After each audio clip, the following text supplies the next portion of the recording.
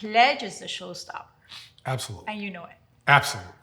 Absolutely. Now, there's a lot of reasons why Pledge is the showstopper. It is a beautiful cigar with a beautiful wrapper.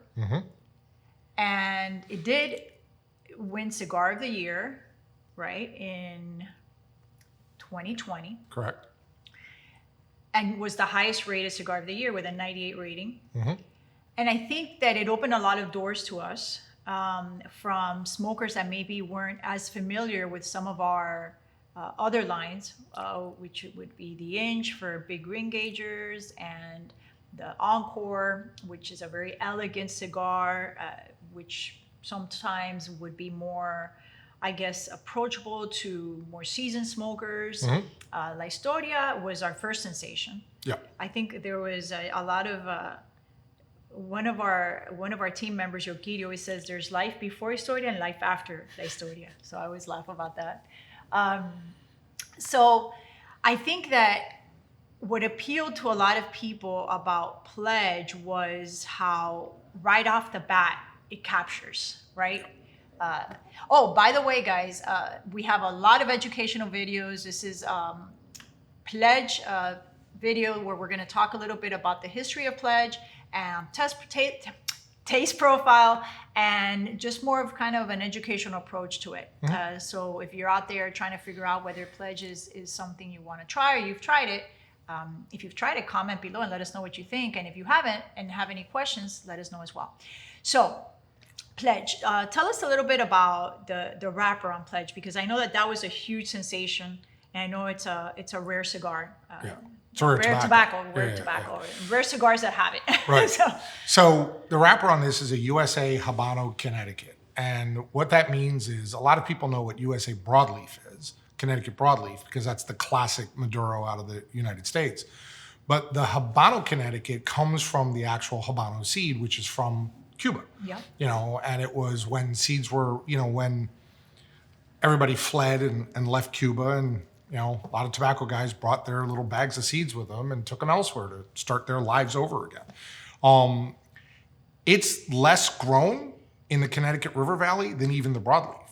It's less grown than even, today Connecticut shade may actually be less grown there, but at one point Connecticut River Valley, what it was known for was the Connecticut shade, the light Connecticut colored wrapper. That's what it was known for. What people consider traditional Connecticut. Correct. Right? Correct.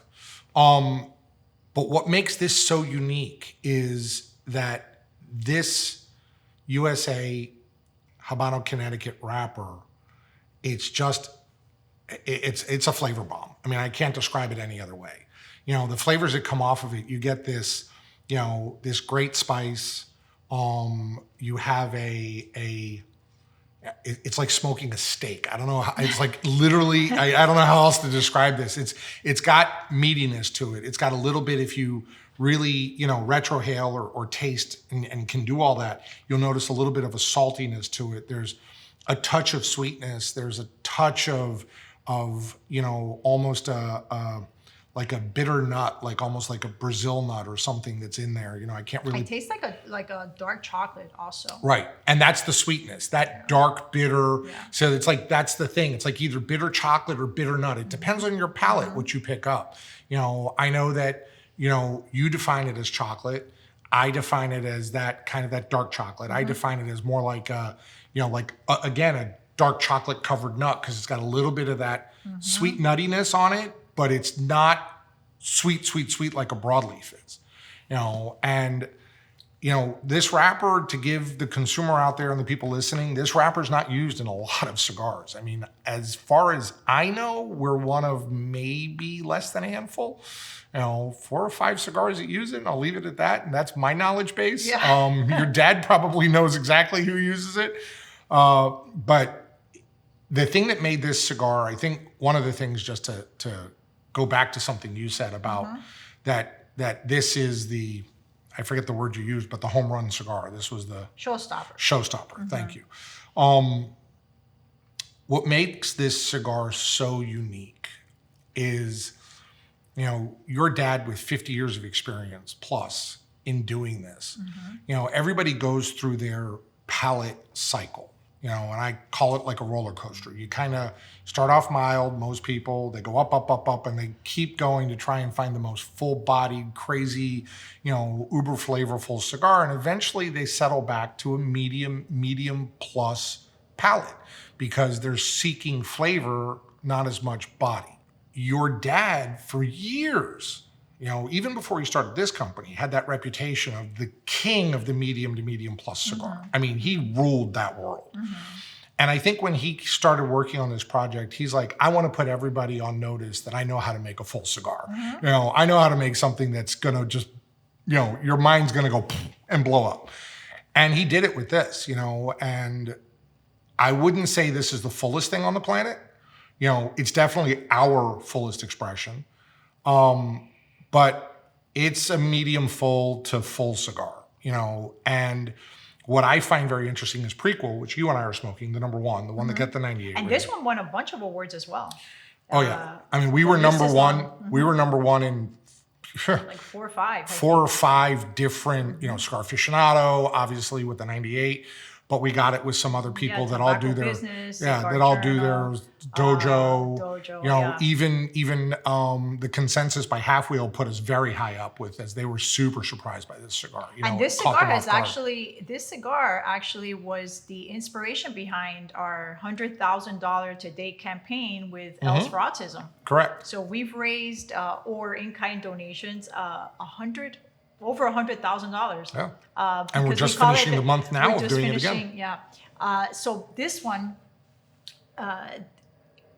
we have the 98 rating, so we called it Pledge 98 campaign. Yeah. And people were loving it.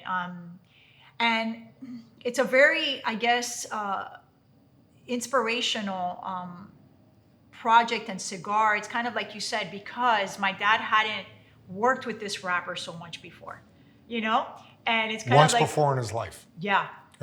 In 50 plus years, this is the only second time he's worked with it. To see him be able to do that, to get a number one just 2 years after another number one with the Encore, which is more of his style, for him to go outside the box with this was really inspirational. I mean, I love that concept of, and he says that this cigar, right when he lights it up, it kind of like throws him back because it's so strong. I mean, I love it. I can have this any time of day. I mean, right now we're filming in the morning. And I'm fine. But I don't retrohale. Yeah, so, and he does. He does. But he also, the other thing he does is he, not only does he retrohale, he inhales a little. He takes it down into his throat because that's where he likes to feel it. Much more so than myself or other people who retrohale who do it right through their nose from their mouth. He takes it down into his throat. I tried that once. 3 hours later, I stopped coughing. So, I wouldn't recommend that to anybody out there, taking it into your throat. But he likes to do that. And it is a full expression, and it's deserved every accolade it's gotten. People still talk about this cigar. It's, I started telling you that the interesting thing is we've actually had this cigar go to some people that are avid full-bodied cigar smokers, strong, full-flavored, and they can't smoke the Prequel. It's too strong for them. So they wind up smoking one of the other 2 sizes, which are larger, between the Sojourner or the Apogee, because as this cigar is smaller, it's more potent. As it's larger, which is very interesting, it smooths out more. Not that the Prequel isn't smooth, it just becomes more smooth, if that makes sense. And when we launched this, if you remember, Lissette, one of the things that all our people were saying, all our salespeople, how the heck did he get such a strong cigar to be so smooth? I'm tasting that. Yeah. It's just smooth. It's silky smooth. It's really weird, but that's 50, almost 5 years now? Yeah. And I mean, for 2020, because I remember that it was the pandemic, we were going to release this early in 2020. And then we couldn't for various factors, but most predominantly because of the pandemic. And I remember hearing you guys talk about smoking it, and I had my Pledge Prequel, and I was waiting and waiting and waiting. I actually did a video. If you don't follow us on Instagram, by the way, head over to our Instagram account because there's a lot of good content there. But there's a video where I smoke this. And I described it kind of like, that rock candy when you were a kid that goes in your mouth and would start popping. I remember that video. That's what I Pop felt rocks. like, and it was such a difficult time for our country that to think that we were able to bring something, to the table that really, comforted. I mean, people started smoking a lot more at home. So this holds, like I said, it's a very inspirational cigar on many levels. So, anything else we want to talk about Pledge? Anything else? If you haven't smoked it, go smoke it. If you have smoked it, let us know what you think. Yeah, leave us a comment or any questions that you might have. Remember to subscribe so that you could get the latest videos from us and notified right away. So, thank you, David, once again from all of us for sharing some of your knowledge and the experience on the cigar. And like I said, this cigar was great. I remember the factory, Casa Carrillo. They were so excited. They were so excited just when it got shipped first, and then when it won, it was just this huge they were pride and dancing. joy. I think you put a video of that on Instagram. There's a reel somewhere you can see everybody in the factory dancing when they announced People this. were just commenting like, that's how we feel it, like that's how you just know that something great just happened. Yeah, So absolutely. anyway, guys, get out there and try Pledge. Thank you. Thanks.